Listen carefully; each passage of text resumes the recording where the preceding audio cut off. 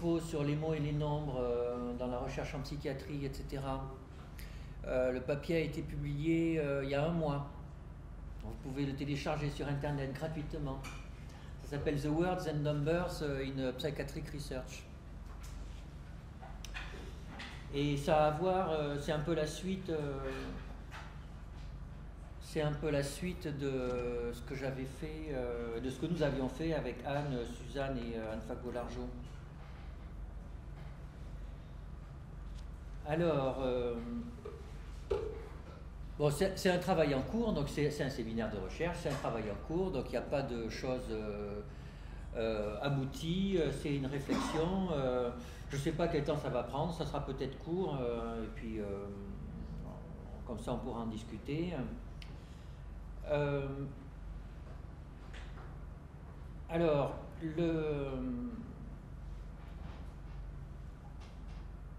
bon, la question sous-jacente, c'est est-ce qu'on peut raconter des histoires avec des nombres? Est-ce que les mathématiciens, quand ils font des démonstrations, est-ce qu'ils racontent des histoires? Est-ce que les statisticiens, quand ils analysent des données, ils racontent des histoires? Est-ce que ces histoires sont différentes des histoires qu'on raconte avec des mots? Avec des mots quand on fait de la recherche qualitative ou avec des mots quand on fait de la littérature. Quand on regarde dans Wikipédia sur narrativité, narrative, etc., la définition est assez large de ce que c'est qu'une narrative au sens anglais. C'est des successions de signes, c'est-à-dire succession de mots, d'images, et le tout doit avoir un sens et doit peut-être utilisé pour transmettre une information, c'est-à-dire constituer un message. Bon. Alors, donc dans ce cadre, je commence par les mathématiques. Est-ce que une démonstration de mathématiques, alors là je prends un premier exemple extrêmement formel, est-ce que, enfin, tout multiple de 6 est un multiple de 2? Je crois que c'est ça, tout multiple de 6 est un multiple de 2. Si. Elle est refermée à la fin. Alors, donc, pour tout entier n, ça c'est la définition d'un multiple de 6. Pour tout entier n, il existe q tel que n égale 6q.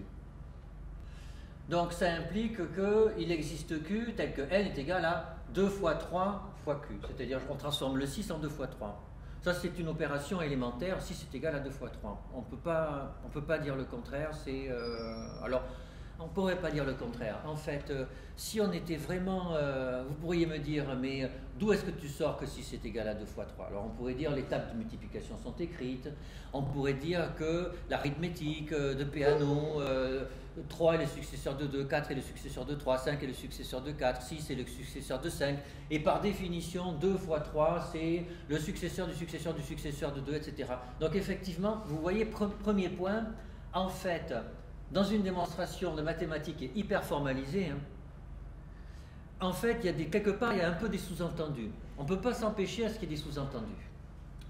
Donc même là, quand on passe de 6 à 2 fois 3, il y a un sous-entendu. Là, il n'y en a pas. Vous voyez, je réécris 2 fois 3 en 2 fois 3. Ça, c'est une propriété de la multiplication. Il n'y a rien à dire. Et donc, il existe P tel que n est égal à 2P, parce qu'ici, P est égal en fait à 3Q. Voilà, alors, est-ce que c'est une histoire racontée? Ouais, au sens propre du terme, c'est une succession de signes. Alors, est-ce que ça a un sens? Est-ce que, et ça c'est discuté dans la littérature, est-ce qu'une démonstration mathématique a un sens? Puisque finalement, ça n'est qu'une tautologie. Et donc, une tautologie, c'est vide de sens. Il y a un courant, d'épistémologues en mathématiques qui disent que finalement la mathématique c'est des constructions purement formelles, il n'y a pas de sens, ce sont des jeux avec les formes. D'accord, bon. C'est pas vrai en pratique. C'est pas vrai en pratique parce qu'en fait, vous voyez, si je vous dis tout multiple de 6 est un multiple de 2, en fait ça résonne dans votre expérience de vie de tous les jours. On a une expérience de vie du nombre.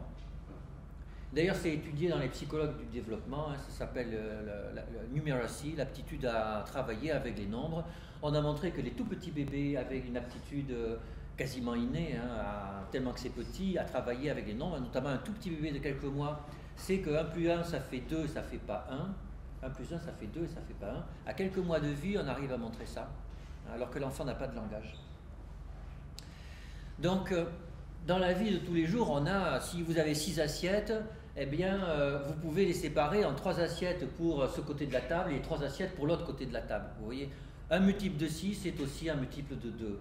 Donc, dans la vie de tous les jours, on manipule des objets numériques et on fait des manipulations de ces objets numériques. Et quand je dis tout multiple de 6 est un multiple de 2, ça a une résonance sémantique. Ça veut dire quelque chose. Et ça, en fait, c'est l'étayage formel de cette propriété. Cette démonstration mathématique, c'est l'étayage formel de cette propriété. Alors, certains disent que ça, c'est typiquement une démonstration déductive. Bon, alors, c'est bien sûr, hein, vous voyez, au sens où tout s'enchaîne de façon logique. Tout ce qui suit est contenu dans ce qui est précédé. C'est vrai. C'est vrai, sauf que, je vous ai dit ici, hein, entre 6 est égal à 2 fois 3, voilà, c'était pas complètement contenu. Il y a eu un tout petit point de discussion. Bien sûr, vous ne me l'avez pas dit, vous ne m'avez pas dit, démontre-moi que 6 est égal à 2 fois 3. Mais quand on entend, ah oui, c'est les mathématiques, c'est 2 plus 2 égale 4, on ne peut pas dire le contraire, c'est comme ça. Non, non, on peut démontrer que 2 plus 2 est égal à 4, ça peut se démontrer, 2 plus 2 égale à 4, c'est pas une évidence. L'arithmétique, c'est des outils... et 2 plus 2 est égal à 4, en fait, c'est un résultat. C'est un résultat simple, trivial, mais c'est un résultat. Donc, en fait, même dans une démonstration hyper formelle, il y a des tout petits sous-entendus. Premier point. Et vous savez qu'il y a eu une école de mathématiques du début du XXe siècle qui s'appelait de Bourbaki, qui avait voulu formaliser complètement toutes les mathématiques. Et bon, ils ont fait un travail considérable, mais ça n'a pas été... ils se sont arrêtés parce que en fait, c'était horriblement compliqué. Démontrer le théorème de Pythagore avec l'optique Bourbaki, ça prenait des centaines et des centaines de pages. Bon, voilà. Et puis, en fait, ça n'intéresse pas tellement les gens. Si vous voulez, voilà, de dire que, ouais, mais si, c'est ce que c'est égal à 2 fois 3, en fait, c'est pas le problème des gens, on s'en fiche. En mathématiques, et même, vous imaginez pas les bons, il y a des mathématiciens ici, vous imaginez pas les bons que les mathématiciens font entre les diverses propositions d'une démonstration. C'est-à-dire, par moment, ça saute. Et d'ailleurs, pour corriger des copies de mathématiques, en fait, c'est plus compliqué que ce qu'on dit. Il faut une théorie de l'esprit.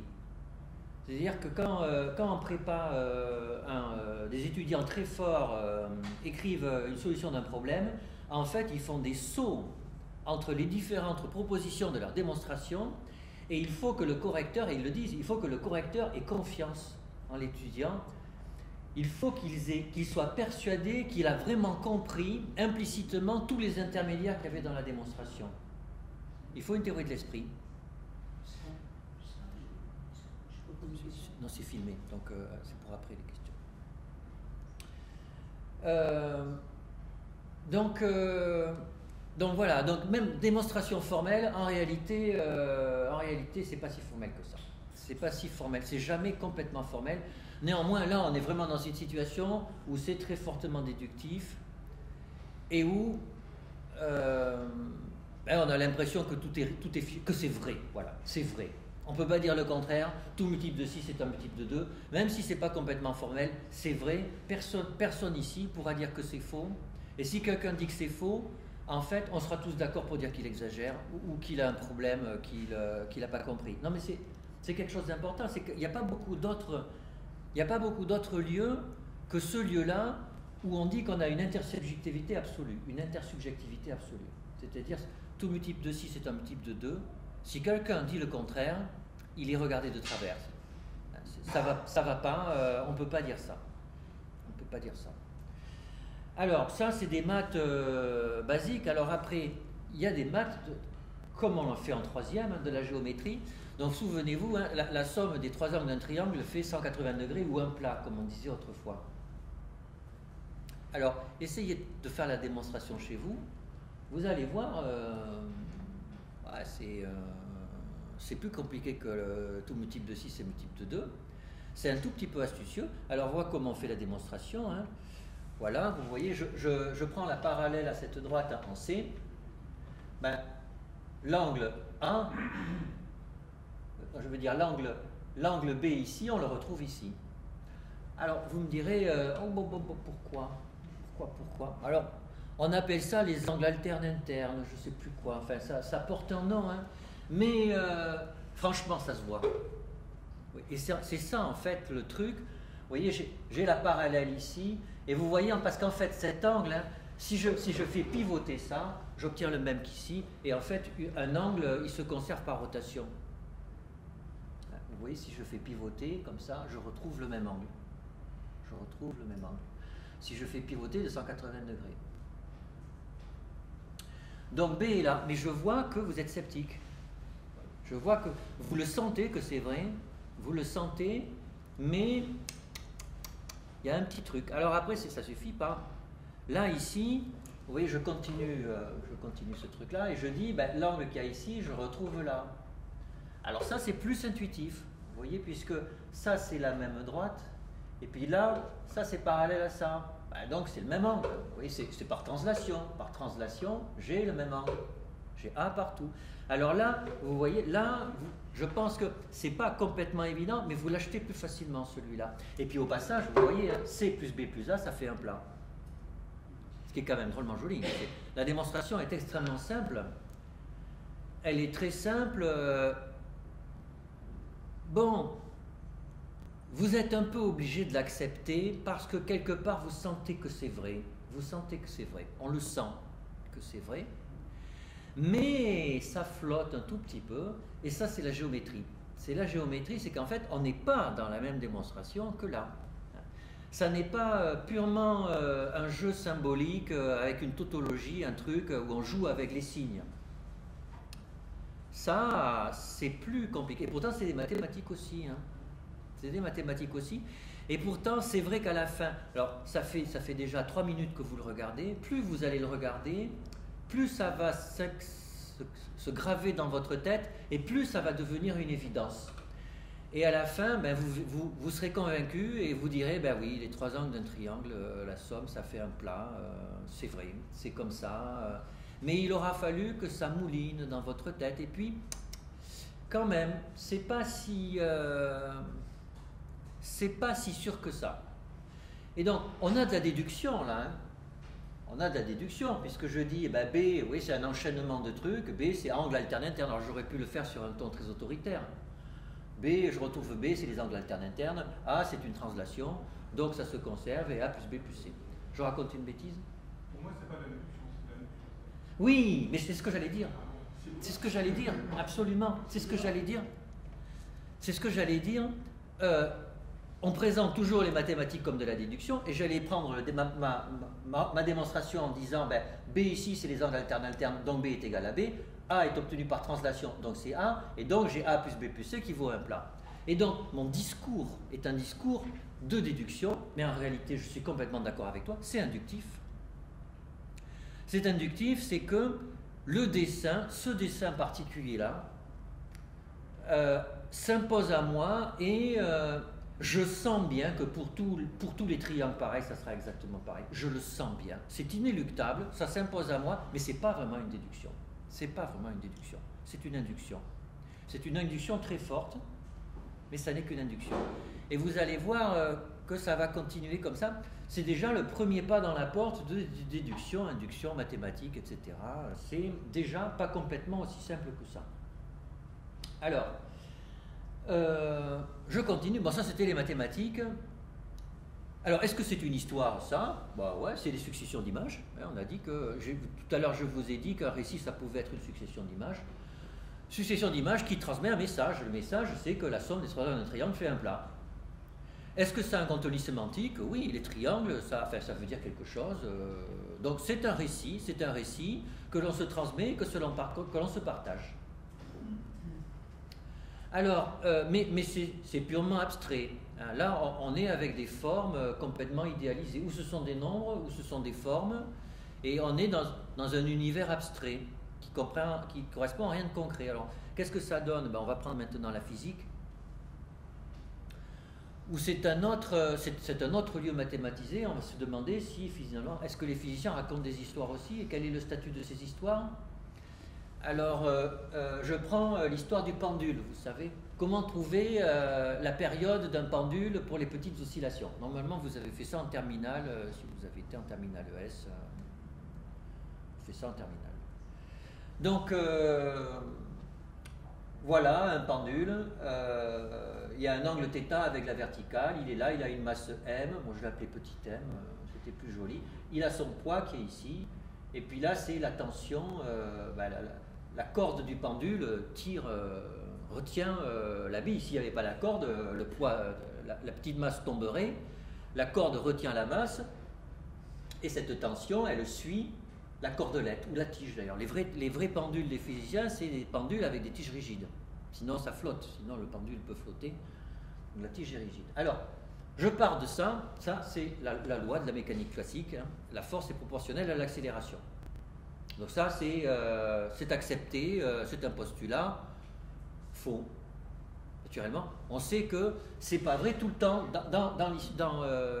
Si on prend tous les corps pesants, dès qu'ils vont vite, ça c'est faux. Mais ça veut dire quoi vite?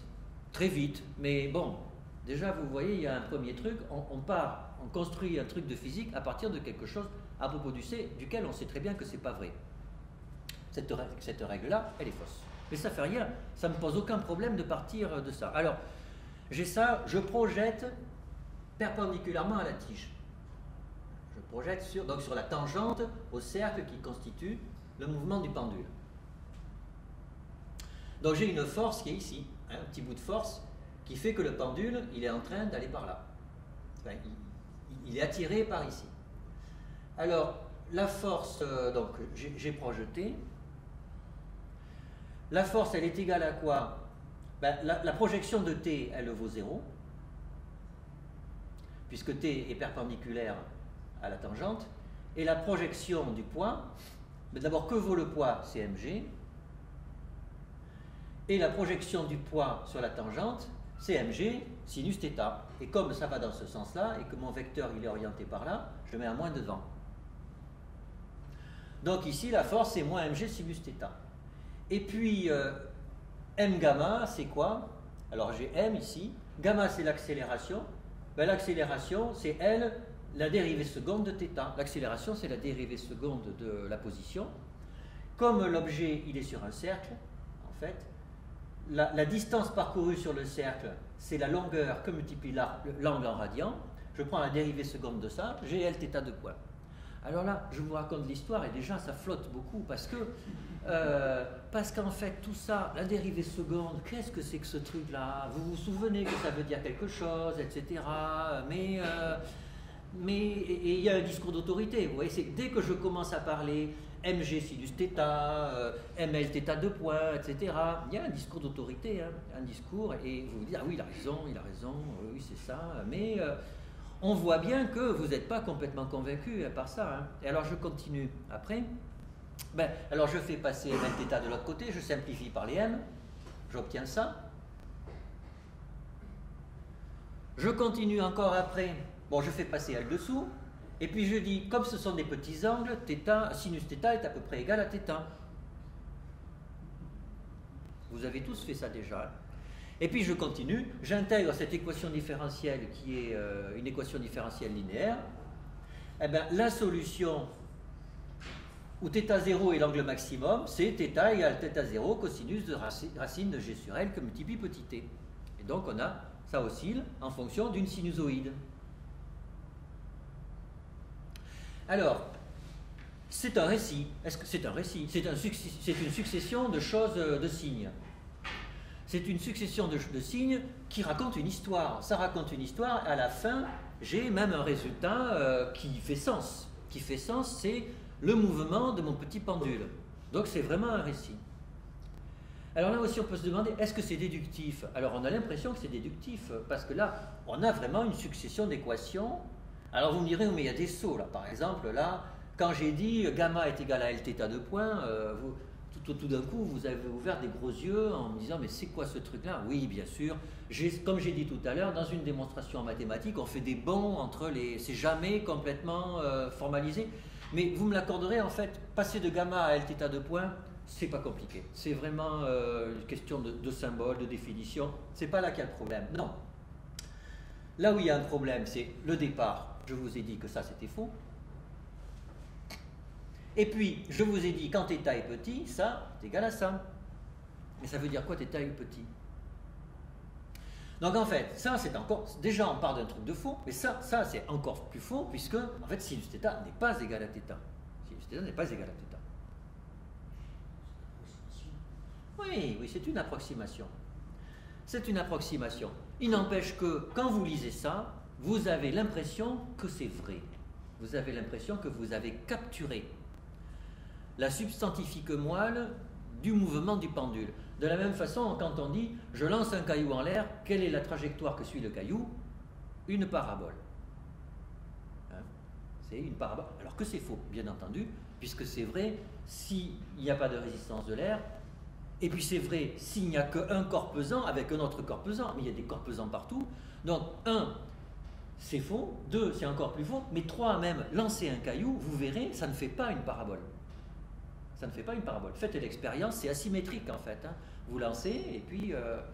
Et pourtant, tout le monde dit, quand on lance un caillou, ça fait une parabole. Et pourtant, tout le monde dit, le mouvement d'un pendule, pour les petits angles, ça fait une sinusoïde. Alors pourquoi on dit ça? Pourquoi on dit ça? Parce que, enfin c'est une interprétation, hein. C'est parce que c'est suffisamment vrai et suffisamment simple pour qu'on puisse l'accepter et que ça soit redoutablement efficace. Premier point. Deuxièmement, c'est suffisamment simple et suffisamment vrai pour que ça soit terriblement rassurant parce que de cette façon, on a vraiment l'impression que l'univers est complètement lisse, obéit à des règles comme ça et c'est très anxiolytique. Si vous voulez, il n'y a rien de pire pour un être humain de se rendre compte qu'il est dans un univers où tout est indéterminé autour de lui, où tout est imprévisible. C'est terrible. Si tout à l'heure j'essaie d'ouvrir la porte et qu'en fait la poignée de la porte s'est soudée avec le chambranle, voilà, c'est plus possible, on ne peut plus vivre. Si on n'est pas capable de prévoir des choses dans ce qui va se passer dans notre quotidien, on s'arrête et on est complètement sidéré d'anxiété. Donc on a besoin de prévoir les choses, on a besoin de savoir que l'univers est lisse et déterminé. Ça nous rassure. Et donc dès qu'on trouve une loi qui est suffisamment vraie, alors on la grave dans le marbre. On dit c'est une loi qui est vraie. Elle est vraie, c'est une loi. D'ailleurs on dit que c'est une loi.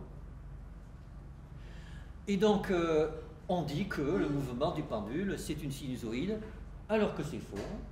Mais, c'est vrai, enfin c'est suffisamment vrai pour que ça soit acceptable en pratique, et 2, c'est tellement beau, c'est tellement parcimonieux que ça nous satisfait et qu'on est content de considérer que c'est une loi. Alors, et c'est en ce sens donc que la physique ne dit pas le vrai. La physique ne dit pas le vrai. La physique enferme la réalité dans un tissu numérique qui permet de se prémunir de l'incertitude de l'existence. Mais ça, c'est pas le vrai. C'est pas le vrai. Alors après, vous me direz, j'ai écrit ça, mais quand on écrit une démonstration en physique, à partir de quel moment on sait que c'est plus vrai du tout, au point où c'est plus acceptable? Eh bien, figurez-vous que c'est une vraie question. Je vous le disais, à partir de quand on considère que θ, ça marche plus? Si vous prenez le pendule à 45 degrés, vous pouvez faire l'expérience, ça ne va pas marcher du tout. Hein. Si vous prenez un pendule à 45 degrés, vous le lâchez et vous faites l'expérience et vous verrez que la fréquence des oscillations, ce n'est pas de pi racine de x sur g. C'est faux, et c'est manifestement faux. Et si vous faites un graphe et que vous faites un graphe, vous corrigez la sinusoïde, vous verrez que ce n'est pas une sinusoïde, c'est un autre terme. Donc en fait, et ça les physiciens le savent bien, en fait, il y a des situations où ça ne marche pas du tout. Et c'est même encore pire, il y a des situations où on se trompe. Il y a des situations où on se trompe, c'est-à-dire, tout à l'heure j'ai dit, la force c'est quoi? Eh bien, le point il est soumis à deux forces, le poids et la tension de la petite barre. Et vous m'avez dit, oui, bien sûr. Ben oui, mais il y a des fois, on se trompe en faisant l'inventaire des forces appliquées au système. D'ailleurs, j'ai négligé le frottement de l'air. Vous voyez, il y avait une autre force. Je l'ai négligé et on est complètement passé à côté. Et il arrive des fois en physique qu'on commence par des trucs qui sont, ici, là, quand j'ai décomposé ça, qui sont complètement faux. C'est faux. Et à la fin, du coup, on fait des ponts suspendus qui s'effondrent. Ça ne marche pas. Par moment, il y a des catastrophes. Et donc, vous voyez comme c'est un récit qui semble, comme les mathématiques, qui semble quelque chose de construit et de vrai, alors que c'est un récit qui est fondamentalement faux, mais qui même en pratique peut faire que, qu'à Fukushima, ils avaient fait des calculs pour prévoir que ça allait résister à un tsunami, et c'était faux. Ça n'a pas marché, et ça a posé un gros problème dans la vie des gens. Et tout ça pour dire que le récit issu des sciences physiques, c'est vraiment un récit, que ça n'est pas vrai au sens des mathématiques, c'est autre chose. Pour aller plus loin, je dirais que la structuration du récit des physiciens est une structuration qui repose sur le symbolique, comme les mathématiques. Tout ça là, ce récit-là, il est purement symbolique. Il est purement symbolique. Comme il est purement symbolique, au même titre que les mathématiques, alors on lui attribue la même valence de vérité. On considère que les physiciens disent vrai. Et on dit ça à cause de la forme du récit, pas à cause de son contenu. Les physiciens se trompent tous les jours, et ils savent en plus qu'ils ne disent pas la vérité. Eux le savent, mais plein de gens dans la vie ne s'en rendent pas compte à cause de l'expression des mots. Et si je dis ça, c'est que ça va avoir avec cette histoire de qualitatif et de quantitatif, c'est que quand on utilise le vecteur numérique pour s'exprimer, alors ce vecteur numérique fait que l'interprétation, l'herméneutique que l'on peut tirer des résultats va avoir une résonance très particulière du fait du langage qui est utilisé. Alors maintenant, je prends le contraire. Donc vous lisez peut-être pas, alors c'est une observation clinique, une véritable observation clinique. Donc c'est un récit. Donc Damien, 10 ans, vient me consulter pour la première fois, il vient avec ses deux parents. Le papa est ingénieur, la maman est à la maison, Damien a un petit frère et une petite sœur. Damien est de bons contacts, il s'exprime avec un langage précis, voire un peu précieux, en tout cas inhabituel pour son âge. Il est plutôt solitaire, mais a quelques bons amis. Damien est un petit garçon un peu différent selon ses parents. Mais ce n'est pas pour ça que Damien vient consulter. Il a d'importants problèmes de concentration. Régulièrement, sa maîtresse de CM1 est obligée de s'approcher de lui, de le prendre doucement par les épaules et de lui dire « Damien, il faut revenir avec nous ». Sa maman doit passer au moins 2 heures par jour avec lui pour l'aider à faire ses devoirs, et 3 à 4 heures les samedis et les dimanches. Nous discutons ensemble des possibilités de l'éventuelle logique de traitement médicamenteux, parce qu'il existe des traitements médicamenteux pour le déficit de l'attention. Les parents hésitent un peu, mais concluent finalement qu'ils sont heureux de vivre avec leur fils comme il est, que la famille s'épanouit ainsi et que la lourdeur de l'accompagnement scolaire n'est pas rédhibitoire. Ils seront vigilants et reviendront éventuellement me voir si la situation s'aggrave. Alors c'est une histoire de patient. C'est une histoire de patient. Alors bon, qu'est-ce qu'on en fait? Qu'est-ce qu'on en fait? Eh bien, ça pointe du doigt en fait tout un tas de trucs. Ça pointe du doigt que ce patient vient pour... il vient me voir car il a d'importants problèmes de concentration. Donc il vient me voir pour un déficit attentionnel. C'est la traduction savante de problème de concentration.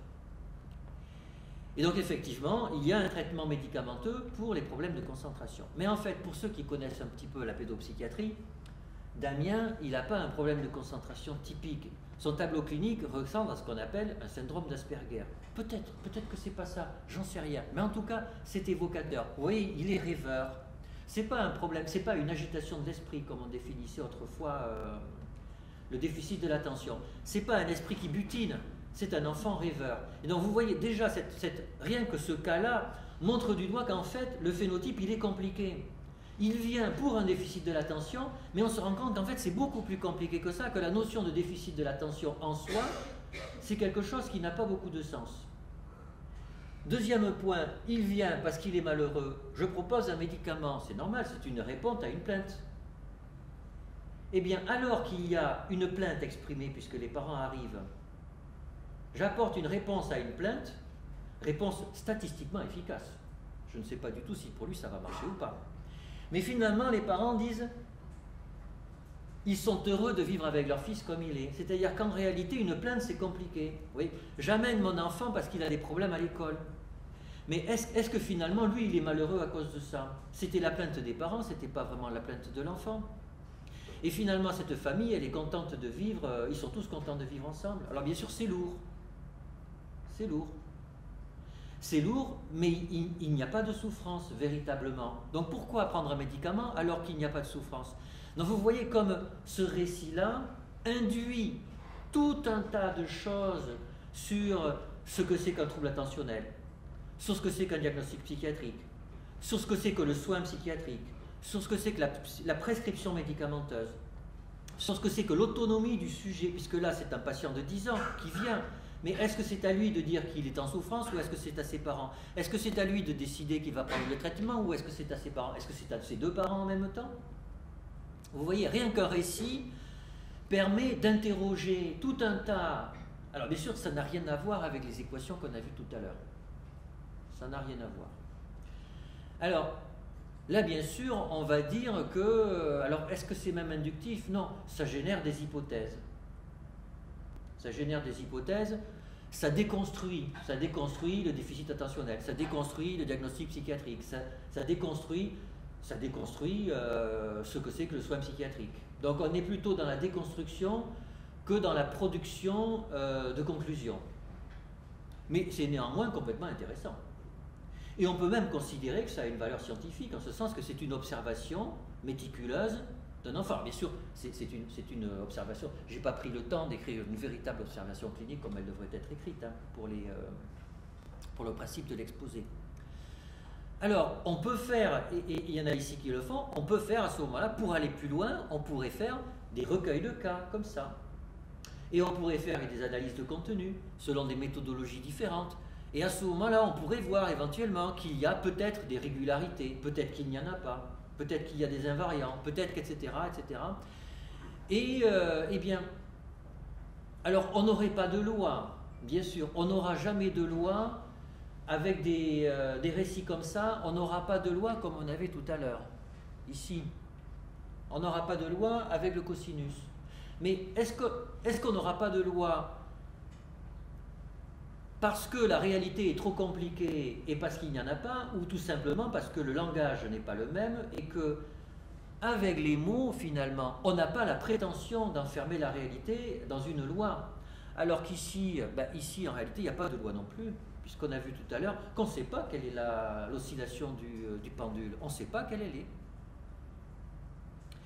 Et c'est la commodité d'usage. C'est le fait d'utiliser des mathématiques qui fait qu'on appelle ça loi. C'est peut-être la parcimonie. C'est la parcimonie et la remarquable efficacité de cette formule dans la vie de tous les jours. C'est un peu grâce à ça que on va calibrer peut-être une horloge ou un truc comme ça. Et ça, quels que soient les endroits sur la planète. Donc effectivement, la puissance pratique de la physique fait que, on va dire qu'il y a des lois. Mais il faut voir que c'est de la pragmatique, c'est pas de l'essence. Finalement, dans ce discours-là, est-ce qu'il y a vraiment quelque chose de différent dans ce discours-là? Et c'est pas si clair que ça. Alors, on avait quelque chose de purement mathématique, on avait quelque chose de purement littéraire, mais ce qui complique le plus pour nous, c'est que dans nos recherches à nous, ce sont des recherches statistiques, ce ne sont pas des recherches mathématiques. On n'écrit jamais d'équations avec des trucs qui s'enchaînent comme ça quand on fait de l'épidémiologie, ou de la génomique, ou de la recherche clinique. On n'a jamais une présentation déductive comme ça. Alors, cette histoire, vous vous souvenez quand on s'était vu au séminaire sur les mots et les nombres, j'avais milité pour le fait qu'on puisse représenter les choses avec des mots, qu'on puisse représenter les choses avec des équations déterministes et que l'on puisse représenter les choses avec des statistiques et que les statistiques étaient un outil fondamentalement différent. Et c'est vrai que j'ai eu du mal un peu, en général quand je le défends, j'ai du mal à le faire passer et avec les reviewers du papier, bon, il y a eu des interrogations sur le fait, après tout, les statistiques, c'est des mathématiques. Et donc, le discours statistique devrait être proche du discours mathématique ici. Et j'ai trouvé un allié chez Claude Bernard qui dit, il dit « J'avoue que je ne comprends pas pourquoi on appelle loi les résultats qu'on peut tirer de la statistique, car la loi scientifique, suivant moi, ne peut être fondée que sur une certitude et sur un déterminisme absolu et non sur une probabilité. » Eh bien, vous voyez, je pense que plein de gens pensent exactement la même chose que ça. Pour plein de gens, une loi, ça enferme dans un déterminisme, même s'il est faux. Ça, c'est faux, mais ça enferme la réalité dans du déterminisme. Et pour les gens, une loi, c'est comme ça. Même si une loi est fausse, elle est déterministe. Et qu'une loi statistique, en fait, c'est une aporie. Une aporie, c'est-à-dire c'est pas un paradoxe, mais une inconsistance, quoi. Une inconsistance logique. Une aporie, c'est... pardon ? C'est une aporie, une contradiction. Alors, donc, interrogeons-nous sur finalement, alors quand on fait des stats, finalement on fait quoi dans notre récit, puisqu'on fait des récits, hein. Nos articles scientifiques, c'est des récits, hein. Il y a des parties statistiques, et dans nos récits statistiques, ils correspondent à quoi? Alors, premier point de réflexion, quand notre récit épidémiologique, pour prendre un exemple concret, hein, on fait de l'épidémiologie, on a un jeu de données avec en ligne des sujets et en colonne des variables. Donc, j'ai dit en ligne des sujets, donc c'est d'un récit sur des sujets. Et qui est le sujet de l'épidémiologie? Qui est le sujet de la statistique? Le sujet de la statistique, c'est un sujet moyen. Quand on compare l'efficacité d'un médicament à un placebo, donc je donne le médicament au patient du groupe A versus le placebo dans le groupe B, que dit le résultat, que dit l'essai randomisé? Il dit que en moyenne, le médicament dans le groupe A marche mieux que dans le groupe B.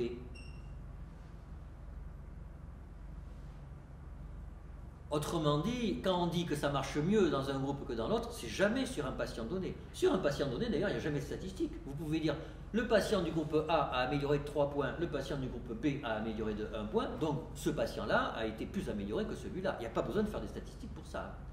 C'est comme quelqu'un qui mesure 1m80 par rapport à quelqu'un qui mesure 1m70, celui qui mesure 1m80, il est plus grand. C'est tout. Ce n'est pas des statistiques, c'est une observation. Quand on fait un essai randomisé, on dit, on s'intéresse à la moyenne des sujets du groupe A par rapport à la moyenne du sujet du groupe B. On s'intéresse en fait à un sujet très particulier qui est un sujet moyen. Et c'est exactement ce que l'on fait tout le temps en statistique. Quand on fait les statistiques descriptives au début de l'analyse du fichier, on calcule la moyenne de toutes les variables qui décrivent le sujet. Et à la fin, on a dans notre tête une représentation du sujet moyen de l'étude avec sa variance. C'est-à-dire qu'on réduit, dans le récit que l'on se fait des sujets, le sujet du récit, c'est en fait un sujet très particulier, c'est un sujet moyen, donc tout lisse, parce que la moyenne lisse tout. Donc on a un sujet tout lisse, à bord flou. À bord flou parce que à cause de la variance. À cause de la variance. Et si je vous dis ça, c'est que ça a un impact sociétal drôlement fort. C'est que à force de faire dans l'evidence-based medicine, l'evidence-based medicine, c'est de la médecine fondée sur les statistiques, pour le dire court, c'est ça. Hein.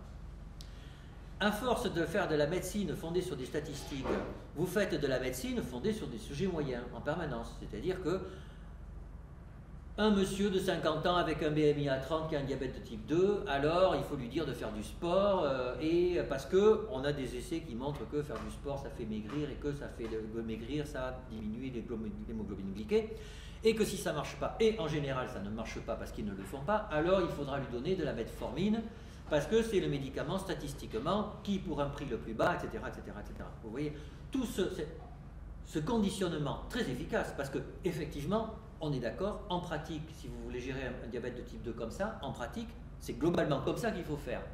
Je ne dis pas que ça ne marche pas, sauf qu'à force de passer comme ça, on projette sur les gens le sujet moyen de la statistique que l'on a dans les études épidémiologiques et dans les essais randomisés. À la limite, en étant provocateur, l'évidence-based medicine et le calcul du sujet moyen sur lequel repose l'épidémiologie conduit à avoir des hallucinations de sujets que l'on plaque sur les gens. Quand vous êtes en consultation, vous ne voyez plus l'individu que vous avez en face de vous, vous le voyez au début de l'entretien, et très vite, vous collez dessus le sujet moyen, d'abord parce que c'est sécurisant, c'est beaucoup plus sécurisant de voir un sujet moyen que de voir le vrai sujet, parce que ça va vous aider à votre processus thérapeutique, parce que derrière le sujet moyen, vous savez qu'il y a une stratégie thérapeutique qui est evidence-based medicine. Donc vous avez une espèce de processus hallucinatoire qui est banalisé et qui est efficace et qui est consensuel, à tel point que c'est un délire collectif. On peut dire que l'évidence-based medicine est un délire collectif au sens où tout le monde hallucine le même sujet moyen sur tout le monde en consultation et que ça fait un consensus et c'est un délire collectif complètement approuvé socialement. Alors sauf que c'est approuvé socialement, sauf que les patients ne le prennent pas comme ça. C'est-à-dire que tout d'un coup, le patient se sent transparent aux yeux des médecins. Hein, c'est quelque chose qu'on entend parfois, c'est que je n'existe plus. Je suis considéré comme... ils disent je suis un cobaye, je suis un sujet lambda, quoi. Hein, c'est parce qu'ils se sont transformés en sujet moyen. Alors j'ai fait une petite... Pierre pourrait nous faire quelque chose de beaucoup mieux. J'ai fait le sujet moyen... Et on pourrait faire une étude, hein, essayer de voir quelle est la forme moyenne, enfin, en quoi ça consiste. Donc, et il y en a des... Et c'est vrai que quand on parle d'un sujet qui a un TOC, ben on pense immédiatement à un TOC moyen. Voilà, un TOC moyen, le sujet qui a un TOC, il est comme ça. Bon, ben voilà. Alors, c'est pas grave, hein, c'est comme ça. Le truc, c'est qu'il faut en avoir conscience. Il faut avoir conscience que le sujet de la statistique, qui est celui que nous utilisons, le sujet de notre récit, est un sujet moyen qui est tout lisse. Et c'est avec lui qu'on travaille. Donc ça, c'est l'étape descriptive de la statistique. Alors après, vous savez, en statistique, il y a la description, et puis il y a les mesures de liaison, corrélation entre des variables, etc. Alors, qu'est-ce qu'on raconte comme histoire quand on dit qu'il y a une liaison entre le poids et la taille, qu'il y a une liaison entre la taille et toutes les autres caractéristiques anthropométrique. Alors vous savez, la notion statistique de liaison est très sophistiquée. En fait, on dit que deux paramètres sont statistiquement liés quand la connaissance d'un paramètre donne une information sur la valeur de l'autre paramètre. Et figurez-vous que c'est tellement sophistiqué que des statisticiens, pendant très longtemps, ont cherché un paramètre statistique qui pourrait résumer le partage d'informations qu'il y a entre les deux variables, hein, puisque la connaissance de l'une donne une information sur la valeur de l'autre. Donc ils ont des informations en commun. Enfin, il y a de l'information au sens de la théorie de l'information en commun. Ben, des statisticiens ont essayé de démontrer, ont essayé de calculer un paramètre qui permettrait de refléter le niveau de mise en commun qu'il y a entre les deux paramètres.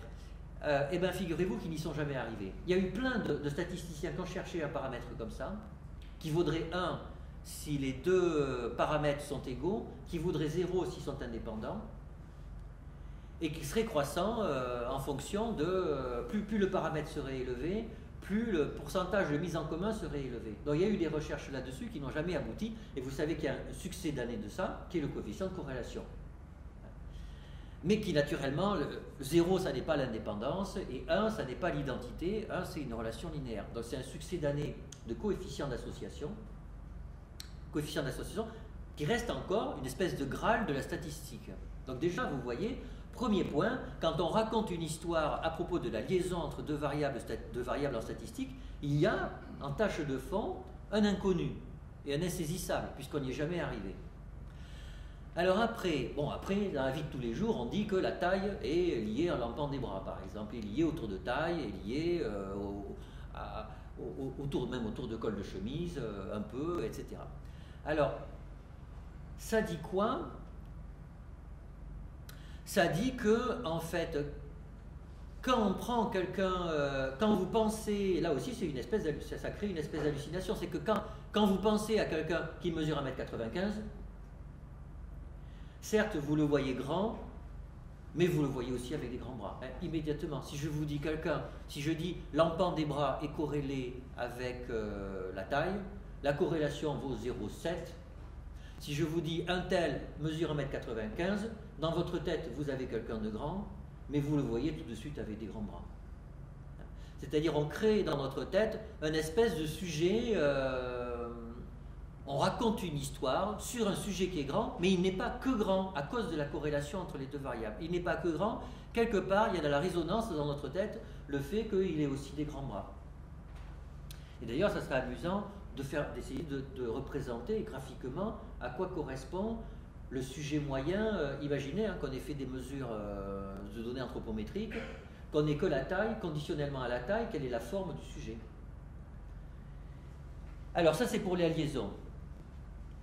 Après, alors il y a le gros du sujet qui est l'inférence. En statistique, il y a les mesures de position, les mesures de dispersion, donc les descriptions, les liaisons, et puis après il y a les inférences et après les modèles. Alors là, quand on parle d'inférence, quand on dit la taille est liée au poids, je l'affirme, et là c'est vraiment un récit, c'est-à-dire j'affirme quelque chose et je dis même que c'est vrai, je prends position. Je prends position. Alors, quel est le statut de cette affirmation? Quand je dis le poids est lié à la taille, c'est vrai. Est-ce que quand je dis ça, c'est vrai au sens de... Zut. Est-ce que c'est vrai au sens de ça? Même au sens de ça? Quand je dis le poids et la taille sont corrélés, c'est-à-dire que la connaissance de l'une me donne une idée sur la valeur de l'autre, est-ce que quand je dis ça, quand j'affirme ça, le statut de vérité c'est le même que celui-là? C'est le même que celui-là? C'est le même que celui-là qui est faux mais qui est quand même formel? Ou c'est le même que celui-là? Où là je dis des choses qui sont, je dis tous les processus ascensionnels ne sont pas les mêmes. Donc on a vu que justement la question c'était pas la déduction ou l'induction, hein. C'est pas ça, hein. C'est quelle est la résonance symbolique derrière les choses que j'affirme. Alors,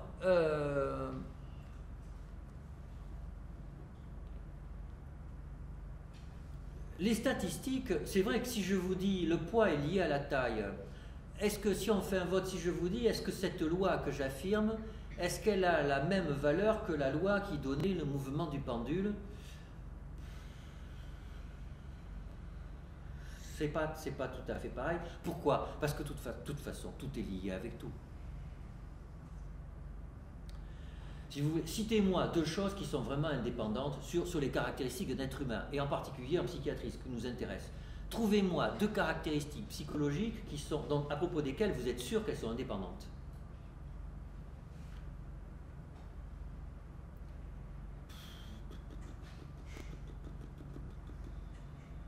La recherche de sensations, la dépendance à la récompense, l'égoïsme, la tristesse, enfin...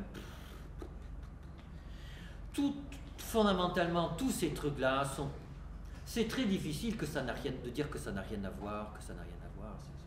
C'est pas possible. Donc de toute façon, quand vous dites le poids et la taille sont corrélés, en fait, vous dites qu'il y a une association entre deux variables, mais en fait, dans les paramètres d'un être humain, c'est tellement compliqué qu'en fait, on sait en général que tout est lié avec tout. Et d'ailleurs, vous savez, c'est quelque chose de classique. Il suffit que vous ayez plus d'1 million de sujets pour que dans votre jeu de données, tout soit lié avec tout, avec un P inférieur à 5%. Et des statisticiens très sérieux disent que quand on a plus de 1 million de sujets dans un échantillon, on ne fait plus d'analyse inférentielle. Ça n'a plus aucun sens. Ça n'a plus aucun sens. On calcule des relations et on regarde la taille des relations, c'est tout. Mais on ne se demande plus s'il n'existe ou pas des relations. Ce n'est pas la question. La question, c'est la force de la relation. Or, la force de la relation... Tout à l'heure, quand j'ai dit qu'il y a une loi sur le pendule, cette loi, on voit, elle est concrète, je peux reproduire le pendule, ça fait sens. Si je vous dis qu'il y a une corrélation de 0,7 entre le poids et la taille, ça veut dire quoi que la corrélation vaut 0,7? Vous savez très bien que ça ne veut rien dire. Personne ne sait interpréter l'intensité d'une corrélation. Personne ne sait interpréter l'intensité d'une corrélation. Donc, vous voyez, on ne peut pas dire que les inférences que l'on fait en statistique, ça a la même nature que les inférences que l'on fait en physique. Et ce n'est pas le fait que ça soit des lois ou pas des lois, c'est autre chose. Alors, d'où vient D'où vient l'histoire de l'inférence statistique? Eh bien, vient du fait qu'il y a des choses qui peuvent venir, qui peuvent être dues au hasard. Alors vous voyez ça, imaginez, c'est un processus qu'on mesure au cours du temps. Ce sont deux processus qu'on mesure au cours du temps. Je ne vous dis rien sur le processus. Est-ce que vous pensez que les deux trucs, c'est complètement au hasard ce qui se passe? Hein, le processus du bas et le processus du haut, est-ce que c'est complètement indépendant l'un de l'autre? Bon, on est bien d'accord, c'est vraisemblable, enfin, je ne sais pas ce que vous en pensez, mais là, on voit un bruit blanc, là, on voit un spike, et là, juste après, on voit une chute du truc. C'est très difficile de penser qu'il y en a un, ben, on peut le penser, que ça n'a rien à voir, que c'est purement fortuit. Tout peut être complètement fortuit dans la vie. Mais si je vous demande de parier, en général, vous allez parier qu'il s'est vraisemblablement passé quelque chose qui a fait qu'on a eu ça et qu'on a eu ça. Donc les deux sont vraisemblablement corrélés. Eh bien, figurez-vous que demandez à un statisticien, là vous voyez, il y a du bruit, il y a un signal qui est plus que du bruit. Là, il y a du bruit, tout d'un coup, il y a un shift. Demandez à un statisticien de tester l'hypothèse, est-ce que ces deux signaux sont corrélés, sont statistiquement significativement associés?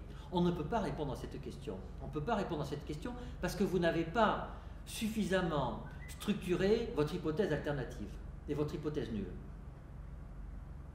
C'est-à-dire que vous voyez avec les yeux, vous voyez qu'il y a un pic et vous voyez qu'il y a une décroissance. Si on refait l'expérience et que je vous dis, sur le nouveau jeu de données, montrez-moi qu'il y a une association, alors là je vais le faire bien sûr. Je vais dire, et même je vais même dire, tester l'hypothèse que une augmentation de ce signal survient juste avant une chute de celui-là. Une fois que je sais quelle est la forme de la modification du signal, si on refait l'expérience, je peux tester ce que j'observe. Mais si c'est la première fois que vous voyez ça, on ne peut pas tester l'hypothèse que ça est statistiquement corrélé à ça. La statistique ne permet pas de répondre à ça, et pourtant, un expérimentateur pourra dire, vous voyez ce que j'ai mesuré ça et j'ai mesuré ça, et ben, vraisemblablement ça est associé à ça, et même je pourrais dire, c'est arrivé avant, et donc peut-être que ce spike-là est la cause de cette chute qu'il y a eu ici, parce que c'est arrivé juste avant. Alors vous allez me dire, mais si ça se trouve on n'en sait rien, si ça se trouve il y a un phénomène parasite qui est arrivé, qui est la cause des deux, et qu'il a fait, d'abord il a agi sur ça, et après il a agi sur ça. Comment je vais m'en tirer si je suis scientifique? En racontant une histoire. C'est que je vais vous dire, en fait cette expérience, c'est une mesure d'un potentiel chez un calmar, et là j'ai l'axone numéro 1, là j'ai l'axone numéro 2, et en fait j'ai un spike ici, et en fait l'axone numéro 1, il a une synapse sur l'axone numéro 2, et on voit donc que le potentiel d'action sur l'axone numéro 1 a induit une dépolarisation de l'axone numéro 2. Vous voyez, si j'ai une histoire à raconter derrière, si cette histoire, avec des mots ce coup-ci, si cette histoire racontée avec des mots étaye ce phénomène numérique, alors là, vous allez dire, ah oui, c'est vrai, c'est intéressant. Le message, le récit littéraire qui correspond à la théorie que j'ai, au dispositif expérimental que j'ai construit, vient donner de la force à la mesure qui a été réalisée. Et c'est tout le temps comme ça en fait, c'est tout le temps comme ça. C'est tout le temps comme ça, et même en physique en fait. Même en physique tout à l'heure, zut.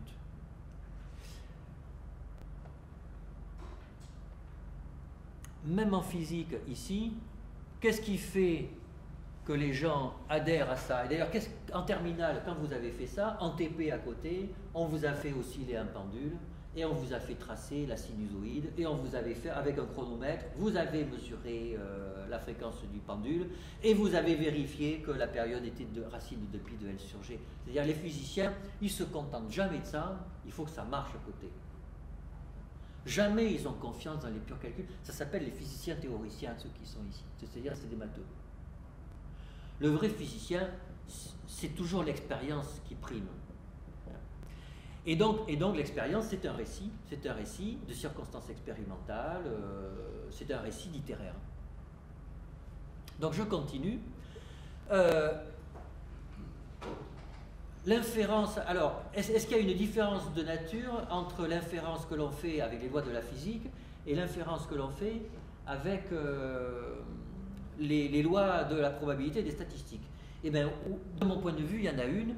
Les statistiques, ça sert à quoi? Ça sert au fait que, tout à l'heure, quand je dis, bon, j'accepte ça, et je considère que c'est vrai. Mais quand θ va être suffisamment grand, alors à un moment donné, je vais dire, ben, l'approximation n'est pas tenable, c'est pas vrai. Je vais dire, non, c'est faux, je ne peux plus dire que c'est vrai. En statistique, ça ne marche pas comme ça. En statistique, vous avez ces résultats, vous voyez, vous avez ça. Et je vous dis, bon, quand même, les ronds blancs, ils sont quand même plus à gauche que les ronds noirs. Est-ce que vous pensez que par hasard, on pourrait vraiment avoir des ronds blancs qui sont aussi à gauche que ça par rapport à des ronds noirs, par hasard, c'est-à-dire en tirant à pile ou face? On peut faire l'expérience. Qui pense que c'est compatible avec le hasard? Raisonnablement.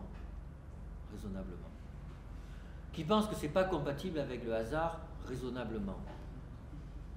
Voilà, il y a une majorité. Il y a donc 2 tiers pour le hasard, 1 tiers d'indécis, 0 pour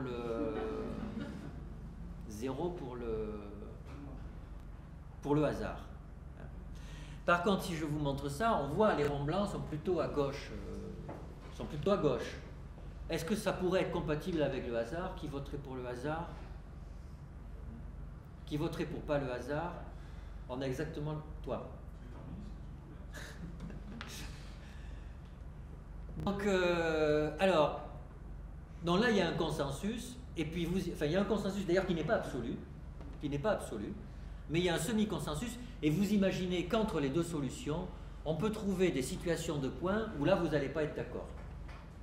Et c'est ça le problème des statistiques. Et donc, en fait, il a fallu trouver un soutien à l'intersubjectivité, parce que c'est ça, le problème, à un moment donné, la moitié vont dire, ah ben non, il y en a plus à gauche et il y en a plus à droite. Et d'ailleurs, vous savez, j'ai fait cette expérience il y a longtemps avec un étudiant. Figurez-vous, là on peut calculer un petit p. Hein. Quelle est la probabilité que le hasard puisse expliquer que les ronds soient aussi à gauche que ça? Elle vaut, d'ailleurs je l'ai après. Avec R, j'ai calculé, le petit p vaut 0,22. Donc effectivement, vous aviez raison, c'est au-dessus de 5%. Statistiquement, effectivement, au seuil de 5%, on ne peut pas dire que les ronds blancs soient à gauche des ronds noirs. Par contre, là, le petit p vaut 10,6. Donc effectivement, vous aviez raison, au seuil de 5%, les ronds blancs sont à gauche des ronds noirs. On s'était amusé à faire plein de dispositifs comme ça et à demander à des gens, est-ce que vous pensez que c'est le hasard, pas le hasard, etc. Eh bien, on arrivait à 50-50 à peu près quand le petit p valait 0,05. C'est joli comme résultat. C'est joli, c'est-à-dire, c'est comme si on avait choisi implicitement cette limite de 5%, quand socialement les gens hésitent entre le fait que ce soit le hasard ou pas le hasard, et que certains vont se déterminer sur des variables de personnalité, hein, sur d'aversion du risque en fait. Hein, il y a des gens qui ont peur du risque, des gens qui n'ont pas peur du risque, c'est un trait de personnalité, et donc les gens qui ont peur du risque vont dire oh si ça peut être le hasard. Et donc on a là un problème d'intersubjectivité. C'est pas un problème de loi, c'est pas un problème que la loi est fausse ou pas, c'est que en fonction d'un résultat expérimental, certains vont dire « Ah non, c'est pas le hasard », d'autres vont dire « Oui, c'est le hasard ». Eh bien, à la limite, pourquoi on ne s'accommoderait pas de ça? Pourquoi on ne dirait pas « J'ai ce résultat, ouais, c'est peut-être le hasard, d'accord, c'est peut-être le hasard, bien sûr, c'est peut-être le hasard. Il n'empêche que pour moi, les blancs, c'est ça, et les noirs, c'est ça, et que dans mon esprit, il est normal que les blancs soient plus à gauche. Mais je vous l'accorde, c'est un résultat fragile, parce que, après tout,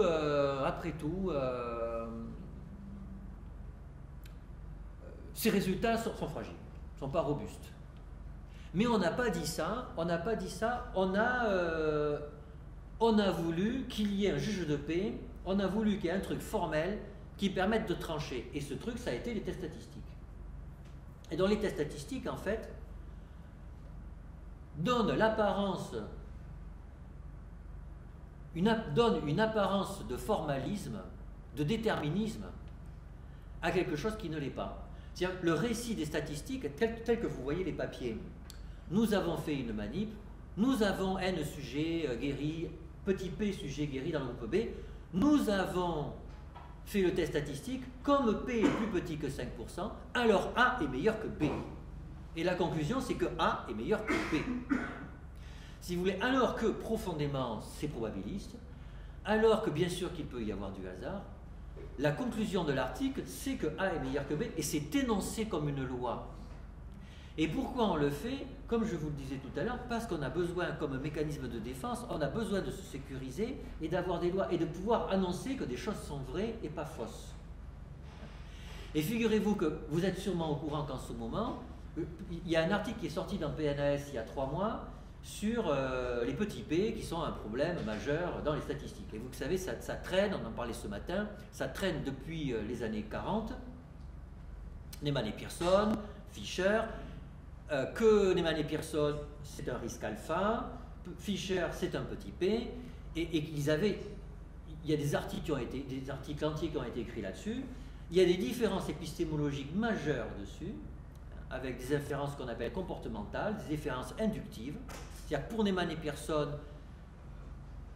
il n'y a pas d'histoire. En fait, la question de l'inférence ne se pose pas. Pour Neyman et Pearson,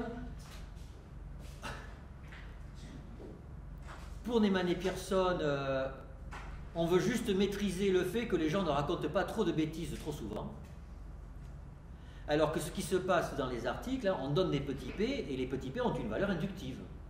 Le petit p est tout petit, on en induit que c'est vrai. Ben ça a été pointé du doigt il y a 60 ans déjà. Et c'est complètement passé sous silence, y compris dans l'enseignement des statistiques.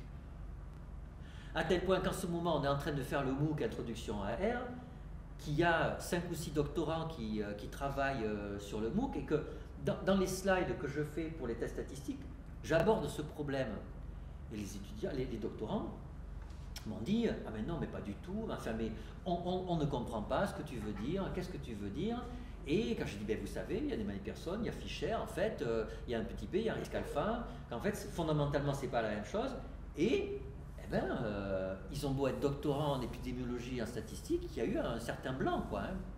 Il y a même une ancienne étudiante de l'ENSAE, c'est-à-dire c'est une mathématicienne de haut niveau, qui est spécialisée en statistique, c'est son métier. Elle m'a dit, mais dans quel papier tu as trouvé ça, etc. Vous voyez à quel point le discours des statistiques est calqué sur le fait qu'à la fin de l'analyse, il faut qu'on puisse dire que A est meilleur que B, et que c'est vrai, même si on sait toujours qu'il y a le risque de 5%. Mais dans le récit, il faut à un moment donné que ça soit vrai. Et quel est le corollaire de ça? C'est qu'en fait, les gens trichent. Hein? Comme à un moment donné, vous avez des choses qui sont présentées comme vraies ou qui sont fausses, ben vous le savez, on tord le cou aux statistiques, c'est-à-dire qu'on fait des comparaisons multiples, hein, c'est-à-dire on va tester plein de trucs, et quand le petit p est inférieur à 5%, on dit « Ah ben oui, finalement, c'était une bonne idée », et puis on publie le truc. Enfin, vous savez bien que c'est un problème majeur dans la recherche aujourd'hui. Et pourquoi ça? Parce que les gens ont besoin d'avoir un récit de vérité, ont besoin d'enfermer leur récit dans quelque chose qui a une allure formelle. Alors qu'en fait, la statistique, à l'origine, n'était pas faite pour ça. La statistique était juste... Alors, était juste pourquoi? Alors, j'en arrive à la fin. Au modèle, à l'ACP et tout ça, parce qu'il y a des statistiques compliquées qui ne sont pas inférentielles. Voilà les résultats d'une analyse en composante principale qui représente graphiquement les corrélations entre les consommations alimentaires. Donc vous avez la consommation de fruits, de volailles, de viande, de légumes, de pain, de lait et de vin. Vous voyez que là, il y a les gens qui mangent beaucoup de volailles, de fruits et de viande, quand on mange beaucoup de volailles, on mange beaucoup de... C'était dans les années 60. C'était dans les années 60. C'est un vieux jeu de données hyper connu qui est dans tous les bouquins francophones. Donc là, on a la nourriture un peu chère et diététique. Là, on a la nourriture de base. Le pain et le lait, c'est les familles nombreuses avec la nourriture de base. Et ça, c'est le vin. À l'origine, c'était la nourriture du prolétaire, puisqu'aujourd'hui, c'est exactement ça a changé, c'est à 180 degrés. Mais qu'est-ce que je suis en train de faire là? Je suis en train de faire un récit. Je suis en train de faire un récit absolument pas formalisé. Il y a absolument zéro mathématique dans ce que je suis en train de dire, et c'est purement inductif. je raconte une histoire qui est quasiment comme l'histoire qui vient de la vignette clinique. Sauf que, qu'est-ce qui s'est passé? Il s'est passé ce qu'on appelle de l'éduction. C'est-à-dire, que je trouve un truc crucial, à la fois en recherche quantitative et qualitative, c'est que dans mon jeu de données, là j'ai 1 million de sujets, c'est des données de l'INSEE, j'ai 1 million de sujets, et j'ai 7 variables. Qui peut prétendre comprendre dans sa tête comment fonctionnent 8 millions de nombres? C'est pas possible. Cognitivement, c'est pas possible. Vous ne pouvez pas, en lisant les nombres, comprendre ce qui se passe dans les associations entre ces nombres. Et donc, quel est le rôle de l'ACP?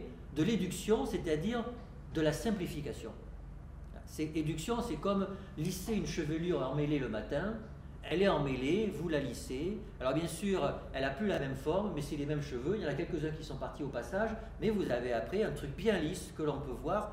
Eh bien, les statistiques, fondamentalement, ça ne sert pas à dire la vérité, ça sert à faire de l'éduction. Ça lisse les données pour que les gens, après, puissent le regarder dans le blanc des yeux et puissent interpréter, induire. Et en fait, le travail que fait un chercheur en recherche qualitative, quand vous faites une analyse de contenu, que vous partez de plusieurs textes, et qu'en tout vous en avez 150 pages, il y a un travail d'éduction pareil. Vous prenez les paragraphes, vous réduisez. Les patients ont raconté des trucs qui sont des fouillis, et vous dites ça c'est du fouillis. Et naturellement, en disant que c'est du fouillis, il y a une perte d'information. Vous lissez le texte. Et une fois que ce texte est lissé, alors vous allez, avec l'IPA, avec la grande petite théorie, etc., vous allez en tirer une interprétation et du sens. Mais fondamentalement, le processus est identique. Alors vous pourriez me dire, ouais, tu dis que c'est le pain et le lait, c'est le vin, etc., que là c'est les gens pauvres, là c'est les riches, mais qu'est-ce qui te le prouve? Tout ça c'est du baratin, mais pas du tout. Voilà, là j'ai la représentation sujet, là j'ai les familles de cadres avec 5 enfants, là j'ai les familles d'employeurs manuels avec 5 enfants, de travailleurs manuels avec 5 enfants, là j'ai les employés avec 5 enfants, là j'ai toutes les professions manuelles, là tous les cadres, et là toutes les familles avec peu d'enfants. Et vous voyez, beaucoup d'enfants, c'est dans cette direction, c'est le pain et le lait, que les cadres, c'est à gauche, c'est viande, volaille, fruits, en haut à droite, c'est les travailleurs manuels, c'est le vin. Vous voyez comme dans mon discours, là, j'ai raconté une histoire. Vous pouvez me dire, mais ton histoire, c'est quoi? Je viens d'apporter d'autres éléments pour supporter ce que je viens de dire, et il n'y a pas de petit p, là. Et pourtant, je suis sûr, quand je vous dis, vous voyez, là, à gauche, j'ai les cadres avec 5 enfants. Vous vous dites, ah oui, il a raison. Ah oui, il a raison. Ça vient conforter son hypothèse, et pourtant, ça n'est qu'un récit. Alors, j'en arrive à la vraie conclusion. Qu'est-ce qu'on peut réduire, conclure de tout ça? Premier point, l'histoire du sujet moyen, c'est que il faut vraiment avoir en tête que, alors que dans les recherches qualitatives, on a des sujets qui sont pris dans leur singularité et dans leur spécificité, alors que c'est vrai que dans les recherches quantitatives avec statistiques, on a un sujet différent qui est un sujet moyen. Donc on ne travaille pas sur le même sujet. Et ça, c'est quelque chose de fondamental qu'il faut avoir en tête, après dans la communication des résultats et dans leur utilisation. C'est que il y a un avantage terrible à travailler sur un sujet moyen, c'est qu'on le voit avec un microscope et avec une longue vue en même temps. Mais il y a un danger, c'est de considérer que tous les sujets sont des sujets moyens. Et donc là, on a une véritable complémentarité entre les deux. Deuxième point, c'est l'éduction. C'est-à-dire que ce qui fait l'intérêt des statistiques, ça n'est pas le petit p ni risque alpha, c'est l'éduction, c'est-à-dire la simplification du jet de données pour le rendre interprétable, et que l'éduction est aussi quelque chose qui est indispensable en recherche qualitative, et que je trouve que c'est là que les recherches devraient avoir lieu, c'est dans l'éduction, pas tant dans le reste, notamment pas tant dans l'inférence. En ce moment, il y a des tensions entre Fischer, Neumann et Persson, bayésiens, etc. Voilà. Mais en fait, le problème n'est pas là. C'est que les bayésiens ne font pas mieux. On sera toujours embêté par cette histoire de statistiques. Et en fait, le problème n'est pas là. C'est que le problème, on a envie de trouver des choses qui sont vraies ou qui sont fausses, alors que ce n'est pas comme ça qu'il faut les présenter. Il faut les présenter effectivement, c'est ce que l'on raconte à un certain niveau de pertinence et de robustesse, et que tout ça doit être interprété, et que le niveau de robustesse des inférences ne dépend pas que des données, il dépend aussi des a priori théoriques que l'on a sur le jeu de données. Et que ça, c'est capital. Alors, ça, c'est une grande tradition dans les recherches qualitatives, mais il faudrait que ça soit plus assumé dans les recherches quantitatives. C'est-à-dire que forcément, d'ailleurs, c'est quelque chose que l'on voit tous les jours, hein. Quand vous avez un petit p à 6% et que c'est quelque chose de massivement signifiant, les gens vont dire « Ah, ce résultat est intéressant, il est à la limite de la significativité ». Quand vous avez un résultat qui n'a aucun sens et que le petit p vaut 4%, les gens ils vont dire que c'est un faux positif et que ça gêne personne. C'est-à-dire que bien entendu, l'interprétation statistique des résultats dépend très fortement de la charge théorique et de l'a priori que l'on a sur la connaissance. Et aujourd'hui, c'est un tabou de dire ça. On n'a pas le droit de le dire alors qu'il faudrait que ça soit explicite. Il faudrait dire... Alors, c'est un peu ce qu'on fait dans les papiers quand on dit « notre hypothèse, c'est ça ». C'est-à-dire, notre hypothèse, c'est ça, sauf qu'on le dit pour une fois. On a la prétention d'être hypothético-déductif, très simplement, alors que dans l'immense majorité des papiers, oui, on avait une hypothèse, mais bon, une fois sur deux, en fait, l'hypothèse, elle est née des données. Et puis, en fait, on trouve plein d'autres choses intéressantes qui n'étaient pas des hypothèses a priori. Et dans ces cas-là, on dit c'est exploratoire, mais bon, c'est une commodité de langage, on dit c'est exploratoire, juste pour que les reviewers disent pas, ah mais oui, mais c'est pas hypothético-déductif. Il faudrait avoir une maturation de l'intrication entre les a priori qu'on a, la théorie qu'on a, et puis ce que l'on observe. Alors bien sûr, les bayésiens ont cette prétention, hein, puisqu'il y a une distribution a priori. Mais je pense que ce n'est pas dans la quantification de la théorie et dans le mélange quantitatif de l'a priori et de la posteriori qu'on aura les trucs. C'est vraiment dans ça, c'est-à-dire, je dis que tout ça, c'est de la sociologie en fait, ça. Hein. C'est de la sociologie. Et quand je dis ça, je fais référence à des travaux de sociologie qui font que le vin dans les années 60 était un signe d'appartenance de classe, alors qu'aujourd'hui c'est le contraire. Tout ça, c'est de la sociologie. Et ça devrait apparaître, et ça devrait avoir une valeur au même titre que les résultats de l'analyse en composantes ont une valeur, et au même titre que certains petits p ont une valeur. Bon, voilà, je m'arrête là. C'est pas encore complètement abouti, mais on en discute avec grand plaisir.